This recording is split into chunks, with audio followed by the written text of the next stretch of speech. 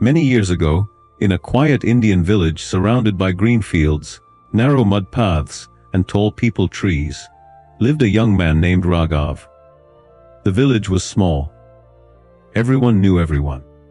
Life moved slowly, morning bells from the temple, women drawing water from the well, farmers leaving with their plows before sunrise. Raghav was one of them. An ordinary villager. No special skills. No big dreams. But inside his heart lived a question that never slept. Every morning, before the village rooster crowed, Raghav would walk barefoot to the old temple at the edge of the village. The temple was simple: cracked walls, faded idols, and a peepal tree whose roots had wrapped themselves around stone steps over generations. There Raghav would sit quietly, close his eyes and pray.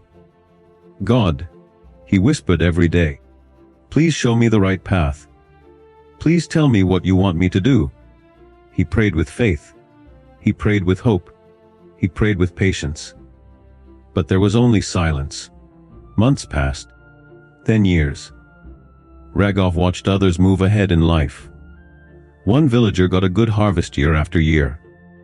Another sent his son to the city and became wealthy. Someone else spoke proudly of dreams and signs from God. Raghav got nothing. No sign. No message. No miracle. Still, he prayed. Then hard times came like a slow storm. The rains stopped coming on time. The land cracked under the sun. Crops failed. Food became scarce. Raghav's father, once a strong man, fell ill. The village doctor shook his head and said medicines would cost money they did not have. Each night, Raghav lay awake listening to his father's weak breathing.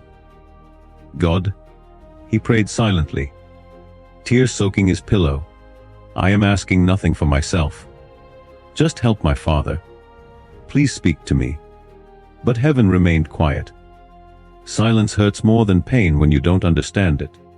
One evening, after a long day in the fields, Raghav sat outside his mud house, staring at the dark sky full of stars. "Have I done something wrong?" he whispered. "Have you forgotten me? Why do you speak to others but not to me?" No answer came.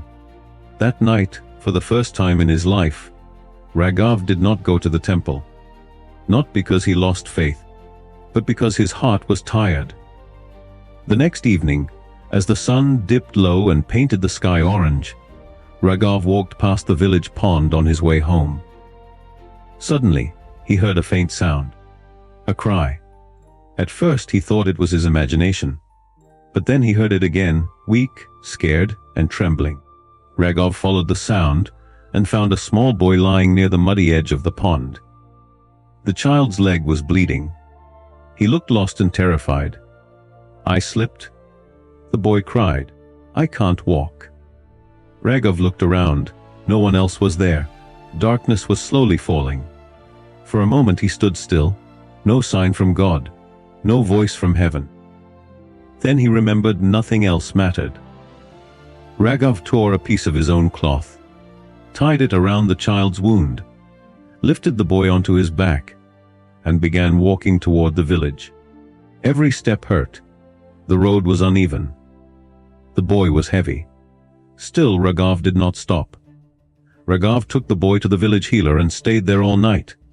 He fetched water, cleaned the wound, and comforted the child when he cried. By morning, the boy's family arrived, running and crying. "You saved our child," the boy's mother said, touching Raghav's feet with tears in her eyes. Raghav said nothing. He returned home quietly. God still had not spoken. After that day, something slowly changed. Villagers began noticing Raghav. Not because he spoke loudly, not because he preached, but because he helped.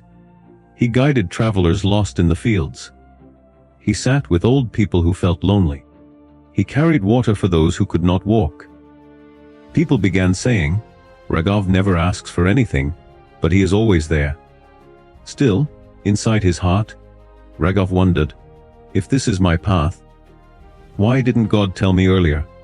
One hot afternoon, a wandering old man stopped near the village well. His hair was white, his eyes calm, and his voice soft. Raghav offered him water and a place to sit. The old man looked at him for a long moment and said, "You look like a man who is waiting for God to speak."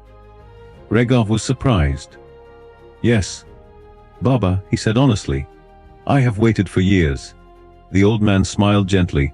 "Son," he said, "God does not always speak with words. Sometimes he stays silent so you learn to listen with your heart." Raghav felt something stir inside him. Years passed. The rains returned. The fields turned green again.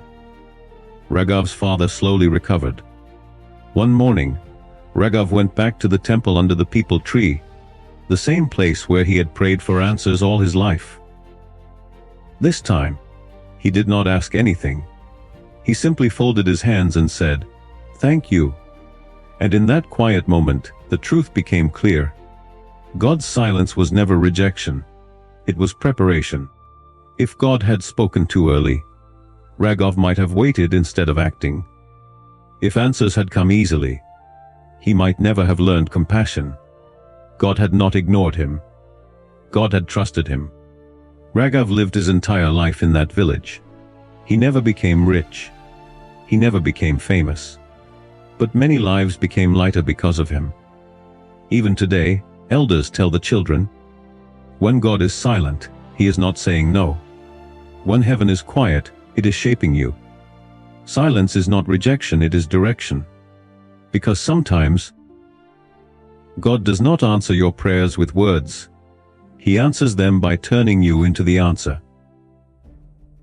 If this story touched your heart even a little, please subscribe to this channel.